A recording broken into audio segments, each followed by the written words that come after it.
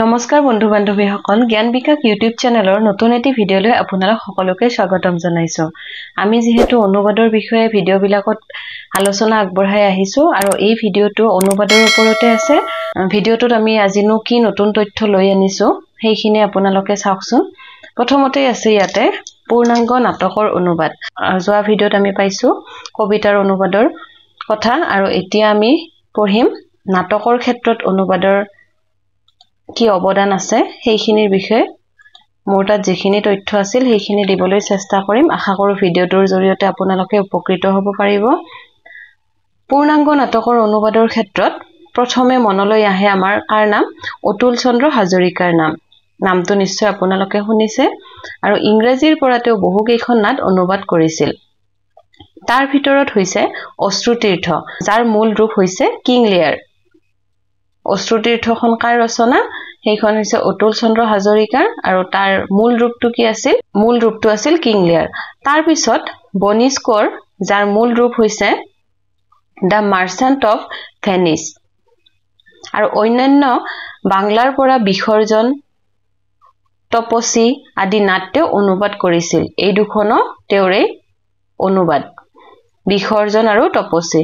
আৰু এই দুখন কিহৰ পৰা কৰিছিল? বাংলা সাহিত্যৰ পৰা তেওঁ কৰিছিল।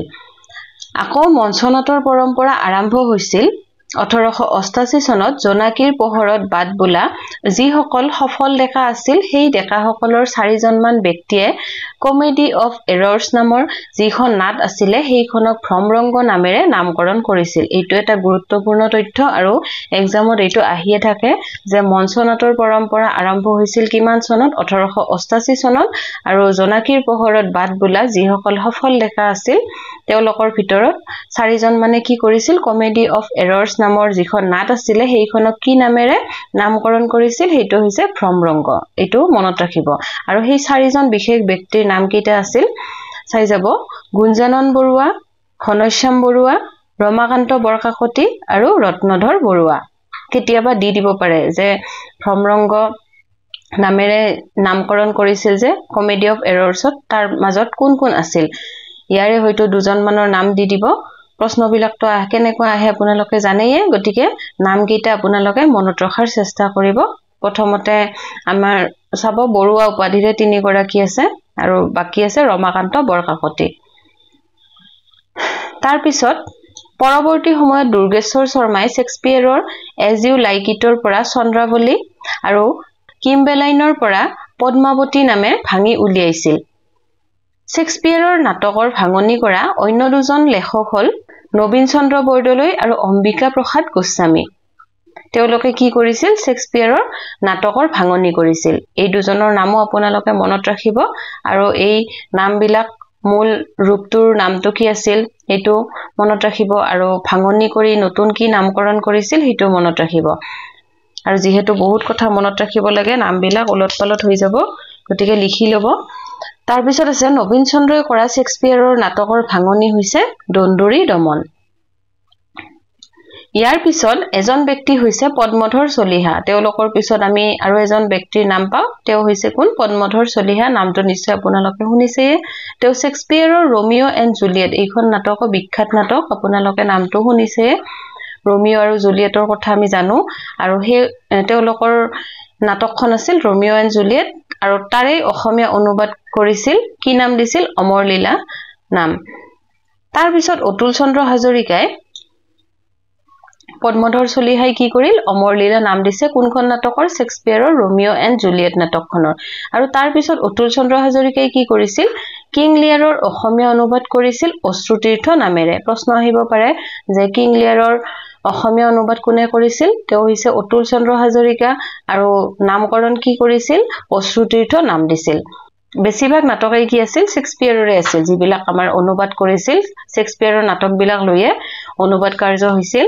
গতিকে আমি বুজো যে সেই সময়খিনিত শেক্সপিয়েৰৰ নাটকৰ অধিক অনুবাদ কৰা হৈছিল অসমীয়া ভাষালৈ। তাৰ পিছত আছে আধুনিক কালত আকৌ বেছিকৈ সমাদৃত হৈছে হেনৰিক ইবছেনৰ নাটসমূহ। ইবছেনৰ নামো আপোনালোকে শুনিছেয়ে আৰু তেওঁৰ সম্পূৰ্ণ নাম হৈছে হেনৰিক ইবছেন।